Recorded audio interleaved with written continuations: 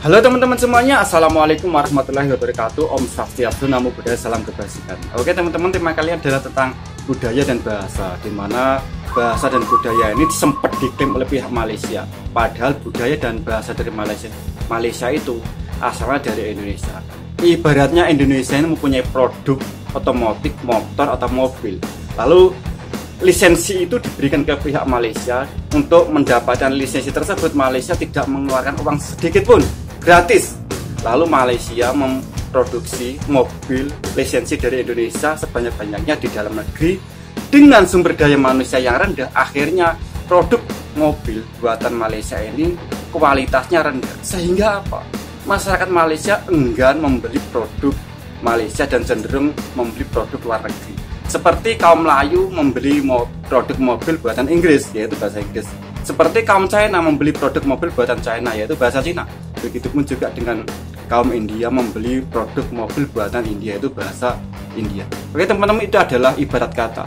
Oleh sebab itu saya akan bereaksi tentang warga negara Malaysia yang bereaksi tentang budaya dan bahasa Indonesia. Saksikan video yang satu ini, tonton sampai selesai dan jangan lupa like, komen, dan subscribe. Nenek aku sendiri ya, ponakannya itu panggil nenek aku tuh kadang uak. Karena di Medan itu dulu mereka tinggal di tempat kayak kampung gitu, dimana banyak orang-orang dari Jawa transmigran ya yang kerja di Medan gitu. Banyak jadi, informasi saya dapat dari nenek aku itu juga pakainya kebaya. Kalau aku nggak punya foto sih ya, ada di Jakarta gitu. Pakainya tuh kebaya sama kain lurik gitu. Jadi ya gimana dibilangnya, tapi memang mukanya itu ya begini gitu, mukanya India karena ibunya juga keturunan, bapaknya juga keturunan, walaupun bapak aku itu mirip orang Ambon. Jadi bapak aku tuh Ambon banget. Soal bahasa India ya, aku itu orang tua aku tuh masih bisa ya, jago banget bahasa Indianya karena masih diajarkan waktu sama orang tuanya. Tapi mungkin ya, kalau nggak salah itu generasi aku itu udah nggak ngomong bahasa India lagi. Jadi tuh kita udah ngomongnya itu udah bahasa Indonesia aja gitu. Karena udah nggak ada sekolah Tamil, sekolah bahasa Tamil tuh udah nggak ada. Sekolah apalagi ya? Kalau di Indonesia nggak ada sekolah bahasa Tamil ya? Ataupun adakah ada tapi sebenarnya ada di tempat lain? Sekolah-sekolah bahasa gitu udah nggak ada ya, karena kan kita pakai bahasa Indonesia aja gitu. Dan di rumah juga, karena di Jakarta itu ruang lingkupnya orang India tuh nggak banyak ya, kecuali di Pasar Baru, di tempat-tempat tertentu. Dan di Bekasi itu sedikit banget. Jadi aku tuh udah terbiasa ngomong bahasa Indonesia sama kakak aku juga. Kita ke sekolah juga sekolah Indonesia, bahasanya juga bahasa Indonesia. Jadi ya udah, orang tua aku kadang suka bilang kamu harus belajar bahasa India, bahasa ibu gitu. Cuma aku iya gitu. Mikirnya susah gitu, susah belajar. Secara aku waktu kecil memang susah banget belajar gitu.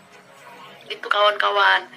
Nah itu yang kalian suka nanya tuh, Indonesianya pasti ya mbak, bagus ya mbak, iya mbak masak makanan Indonesia gitu.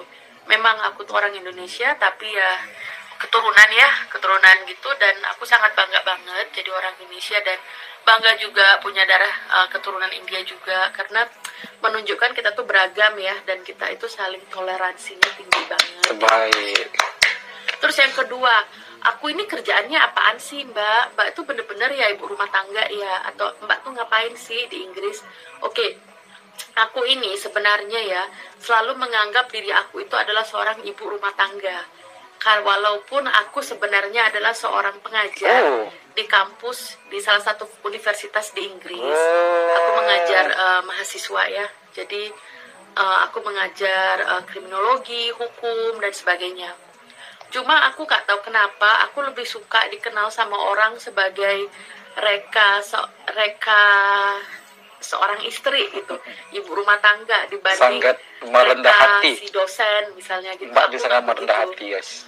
Apa ya namanya ya, aku lebih seneng lah dipanggil itu kan si Nyonya Reka misalnya gitu. Aku lebih suka daripada dibilang siapa-siapa gitu, karena aku menganggap Nyonya Reka hidup aku itu, kebahagiaan aku itu adalah di rumah gitu. Aku bersih-bersih rumah, aku masak, melayani suami, jalan-jalan sama suami, ketemu-ketemu temen. Itu bagi aku tuh apa ya, itulah namanya kehidupan yang aku suka gitu kawan-kawan. Jadi judul YouTube aku itu, channel aku itu Reka Ibu Rumah Tangga di Inggris. Selain mungkin mudah dicari ya untuk teman-teman, misalnya Reka Ibu RT di Inggris, itu juga mencerminkan diri aku gitu ya, menganggap aku itu adalah seorang ibu rumah tangga. Karena kebanyakan waktu aku di rumah, kalau ngajar itu kalau aku ada kelas aja baru aku ke kampus. Selebihnya aku belajar kerja di rumah, bukan dan kaleng-kaleng. siapin bahan kuliah di rumah. Jadi tuh semua serba di rumah kawan-kawan. Dan kadang tuh kalau pas di rumah ya biasa ibu-ibu ya, yang ada tuh malah beres-beres ini, bersihin kulkas lah, inilah itulah, ada aja kerjaan gitu. Jadi ya memang aku sibuk, jujur nih aku bilang aku sibuk banget karena Terhibur saya guys mendengar banyak banget yang harus dipersiapkan, bahan kuliah. Terus aku sekarang belajar lagi, udah gitu banyak hal-hal yang kita persiapkan ya untuk kedepannya. Udah gitu aku juga ikut grup paduan suara gitu. Aktivitas aku tuh cukup padat ya. Banyak ya. Tapi hanya untuk ini ya, karena aku orangnya tuh nggak bisa duduk diem, ada aja yang dikerjain gitu. Jadi ini salah satu alasan juga kenapa aku buat YouTube, biar biar ada sesuatu yang bisa aku inget, terus aku simpen dan bisa sharing sama teman-teman juga gitu. Nah, jadi aku harap aku udah menjawab pertanyaan kawan-kawan semua mengenai siapakah aku sebenarnya, apakah aku orang Indonesia, apakah aku orang India, kok mukanya mirip orang India, kok ngomongnya lancar banget bahasa Indonesianya. Nah, semua udah aku jawab di sini. Jadi memang aku orang Indonesia gitu kawan-kawan. Jadi ya sekian dulu vlog aku hari ini. Oke teman-teman semuanya, sudah kita saksikan bersama-sama bagaimana reaksi warga negara Malaysia melihat orang India, keturunan India berwarga negara Indonesia. Dan orang Malaysia pun heran ketika etnik keturunan India mampu berbahasa Indonesia yang baik dan benar. Dan itu tidak terjadi di Malaysia ketika rakyat India di sana tidak mampu berbahasa Melayu ya teman-teman. Jadi bahasa Indonesia atau budaya Indonesia ini seperti ibaratnya produk teknologi canggih, bahkan lebih dari teknologi canggih. Ibaratnya bahasa atau budaya ini diberatkan teknologi canggih seperti mungkin smartphone atau handphone gitu. Ketika kita mampu memproduksi teknologi canggih, lalu kita lisensi itu kita berikan kepada negara tetangga kita, misalkan Malaysia, kita berikan lisensi dan gratis, tidak membayar sepeser pun ya teman-teman. Jadi ketika kita memberi lisensi kepada negara Malaysia, lalu dia memproduksi massal dengan sumber daya alamnya rendah, Malaysia tidak mampu mengembangkan produk-produk handphone buatan Malaysia. Alhasil apa yang terjadi? Rakyat Malaysia tidak membeli produk-produk Malaysia yang hasil lisensi dari Indonesia.